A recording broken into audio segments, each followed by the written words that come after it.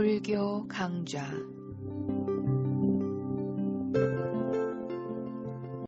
안녕하십니까, 묘원입니다.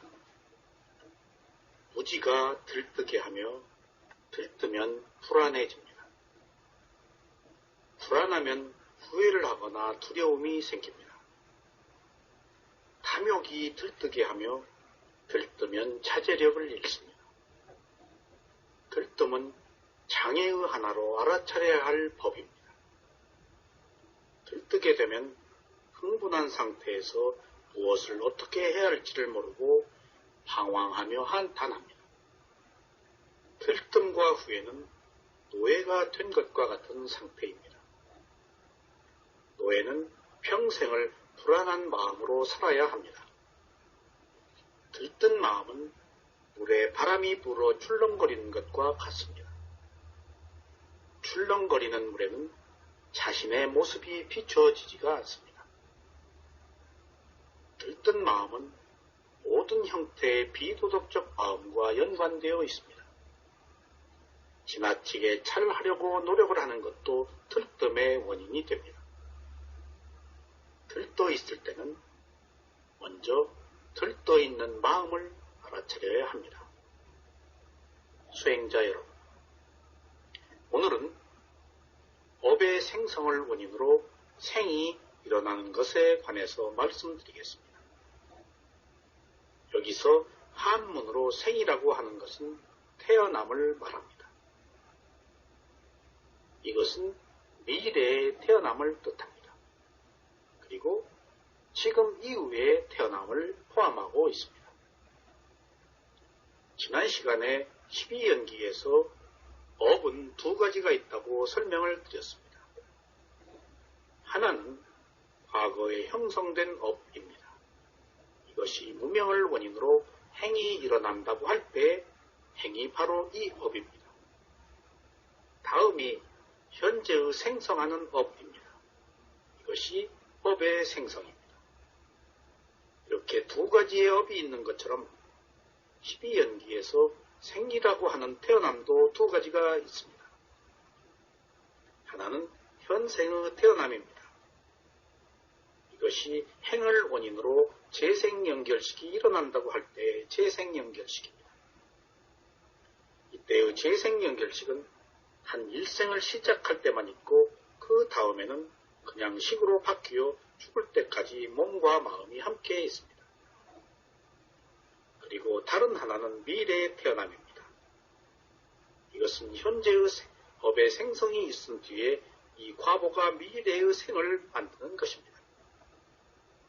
이것을 업의 생성을 원인으로 생이 일어난다고 말하는 것입니다.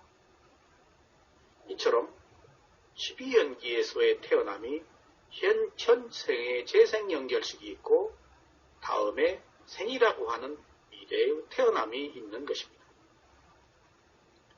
그런데 미래의 태어남도 두 가지로 구분해 볼 수 있습니다.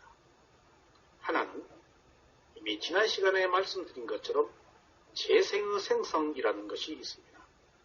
이것을 한문으로는 생유라고 합니다. 그러니까 태에 들어가는 존재를 말합니다. 이러한 태어남의 과정을 거쳐 일정 기간 어머니 뱃속에 있다가 몸 밖으로 나오는 두 번째 태어남이 있습니다. 12연기에서는 입퇴되는 순간의 존재는 생략하고 출생하는 생만 이야기합니다. 물론 자세하게 설명할 때는 입퇴되는 순간의 생도 기록을 하고 있습니다. 지난 시간에 재생의 생성에 대해서 태어나는 세계를 여러 가지로 분류해 보았습니다. 오늘 또 31개의 세계의 태어남을 살펴보고 각기 다른 세계의 실제를 알아보겠습니다. 수행자 여러분, 생명이 사는 세계는 31개밖에 없으며 이 31개의 세계를 분류하는 방법도 다양합니다. 먼저 선업의 보계와 악업의 보계로 분류합니다. 선업의 보계는 인간, 욕계천상, 새끼, 무새끼의 태어남을 말합니다. 악업의 보게는 지옥, 축생, 악귀, 아수라의 태어남입니다. 이렇게 두 개의 세계로 분류해보는 방법이 있습니다. 다음 분류 방법은 지옥, 축생, 악귀, 아수라, 인간, 천상계 이렇게 6개의 세계로 분류합니다. 또 다른 분류 방법은 욕계, 색계, 무색계로 3개의 세계로 분류하는 방법이 있습니다. 이때의 욕계는 지옥, 축생, 악귀, 아수라, 인간, 욕계, 천상을 포함합니다. 또 다른 분류 방법도 있습니다. 지옥, 축생, 악귀, 아수라, 인간, 욕계, 천상, 그리고 범천계로 분류합니다. 이때의 범천계는 색계, 무색계를 포함한 것입니다. 그리고 일반적으로 분류할 때는 4개의 세계로 분류하기도 합니다. 바로 사악도, 욕계, 선처, 색계, 무색계입니다. 이때의 사악도는 지옥, 축생, 악귀, 아수라의 세계이고 욕계, 선처는 인간계와 6개 욕계 천상입니다. 이렇게 다양한 분류 방법을 떠나서 생명이 사는 31개의 세계를 하나씩 살펴보겠습니다. 여기에 한 가지 주목해야 할 사실이 있습니다. 이상 31개의 세계는 인식의 과정에서 벗어난 세계라는 것을 알아야 합니다. 부처님의 가르침은 오직 현재의 본연을 해결하기 위해서 몸과 마음을 알아차리는 것에 모든 가르침에 초점이 맞추어져 있습니다. 그리고 이러한 31개의 세계는 우리의 인식의 범위를 벗어난 것입니다. ვილ파사나 수행은 인식의 범주 안에 있는 것만을 대상으로 합니다. 물론 추론적 윗파사나가 있지만 이것은 어디까지나 현재의 몸을 바탕으로 해서 함께하는 마음에 대한 것입니다. 그래서 우리가 인식할 수 없는 31개의 세계는 당초 부처님의 가르침 안에 그렇게 중요한 것이 아닙니다. 다만 과거와 현재와 미래를 말하는 과정에서 불가피 이러한 설명을 할 수밖에 없었던 것이라고 부처님께서는 말씀하셨습니다. 불교의 세계관은 위없는 깨달음을 얻으신 부처님에 의해서 자세하게 밝혀져 있습니다. 그래서 광대한 우주에서 티끌에 불과한 지구는 생명이 거주하는 유일한 세계가 아닙니다. 그리고 인간만이 살아있는 생명이 아닙니다. 이 우주가 무한정인 것처럼 살아있는 존재들도 무한정 많습니다. 부처님께서는 아무리 이 세계를 횡단하여도 그 끝에는 닿을 수가 없다고 하셨습니다. 생명은 태어남은 지구가 아닌 다른 존재의 세계에서도 태어납니다. 모든 존재들이 자신들의 도덕적이거나 비도덕적인 업에 따라서 태어난 것이 모두 31개의 세계입니다. 자, 그렇다고 한다면 업의 생성으로 태어남이 있을 때 이때 첫 번째 태어남에 대해서 알아보겠습니다. 첫 번째 태어남이란 지옥이란 세계에 태어나는 것입니다. 지옥은 4가지 악처 중에 하나입니다. 지옥은 잔인하고 살생을 한 과보로 태어나고 화생으로 태어납니다. 지옥은 아무런 즐거움이 없는 곳으로 오직 고통만 있는 곳입니다. 지옥은 악업을 속게 하는 비참한 상태이지만 영원히 머물러서 고통을 받지는 않습니다. 그래서 지옥의 수명은 정해지지 않고 업의 과보만큼 살다가 죽습니다. 악업의 과보가 다하면 과거에 행한 선업의 과보에 따라 행복한 세계에 태어날 수도 있습니다. 지옥의 종류는 8가지가 있는데 이들 지옥과 연해 있는 다른 지옥이 있습니다.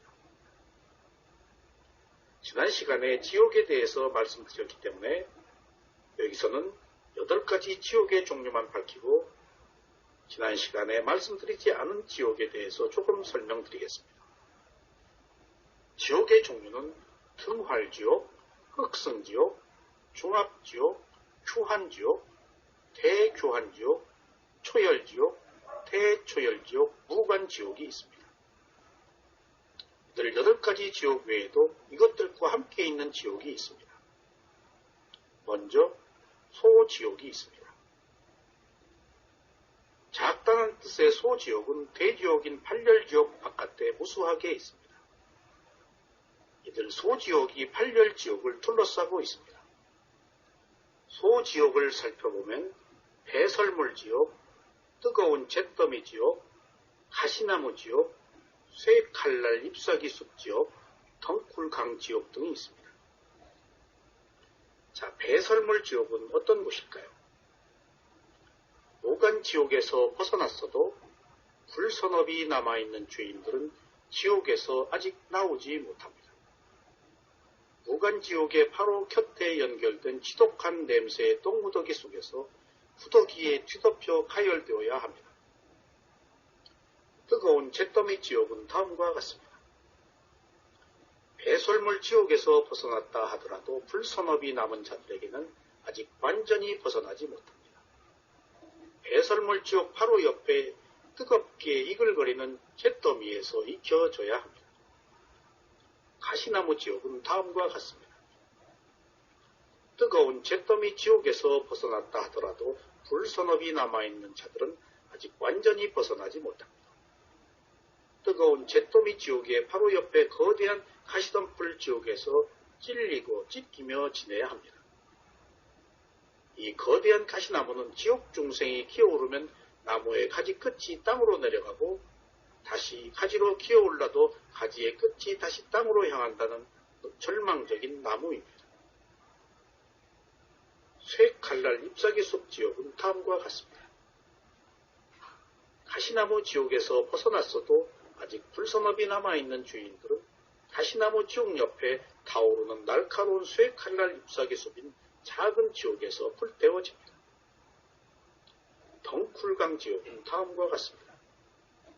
쇠칼날 잎사귀숲의 지옥에서 벗어났다 하더라도 불선업이 아직 남아있는 자들은 완전히 벗어날 수 없습니다.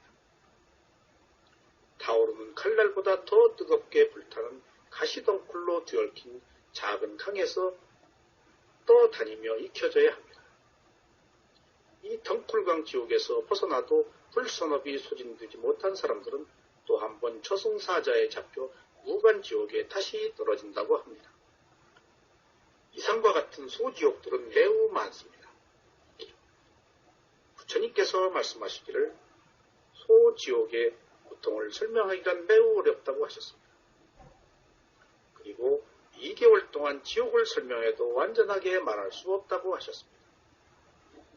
수행자 여러분, 우리가 계율을 지키고 수행을 해야 하는 이유가 바로 여기에 있습니다. 인간은 살면서 이처럼 고통스러운 지옥을 실제 체험하고 있습니다. 유일하게 인간만 살면서도 죽어서 갈 지옥을 체험합니다. 가슴에 늘 욕망과 성냄의 불길이 있는 사람은 살아서도 지옥에 살며 이런 사람은 죽어서 지옥에 떨어집니다. 인간이 살면서 지옥을 체험하고 죽어서 지옥에 간다는 사실은 또 다른 의미를 가지고 있습니다. 살면서 지옥의 체험을 극복하면 죽어서 지옥에 떨어지는 것을 극복할 수 있다는 것입니다. 그렇습니다. 우리가 살면서 체험하는 지옥을 그 순간 알아차려서 고요함을 얻는다면 천상의 행복을 얻고 죽어서 천상에 태어날 것입니다.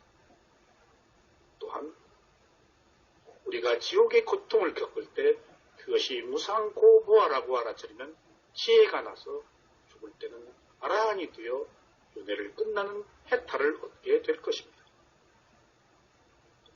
두 번째 태어남이란 축생으로 태어나는 것입니다. 축생은 4가지 악처 중에 하나입니다. 축생은 어리석고 탐욕이 많은 화보로 태어나며 태생과 난생으로 태어납니다. 축생도 두려움과 고통스러운 세계입니다. 축생의 수명도 정해지지 않고 업의 화보만큼 살다가 죽습니다. 축생이라도 악업의 화보가 닿으면 다음 생에 인간으로 태어날 수도 있습니다. 그러므로 인간이 동물이 될 수도 있고 동물이 인간이 될 수도 있습니다.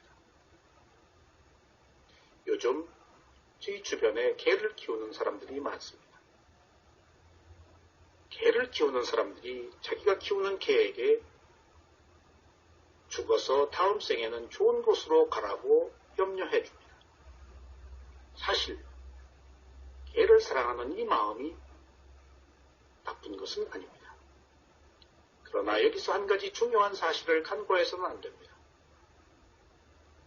우리가 개가 좋은 세상에 태어나기를 바라는 것도 중요하지만 현재 자기 자신이 무엇을 행해서 과연 앞으로 어디에 갈지에 대해서도 함께 관심을 가져야 합니다. 자기가 죽어서 갈 곳은 생각하지 않고 개가 죽어서 갈 곳을 염려한다는 것은 자신의 과보를 망각하고 있는 것입니다.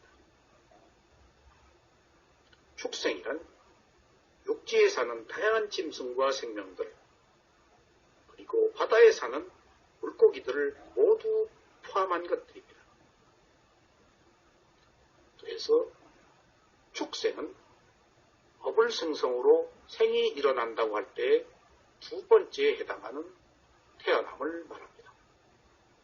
다음 시간에도 세 번째의 태어남을 말씀드리겠습니다. 감사합니다.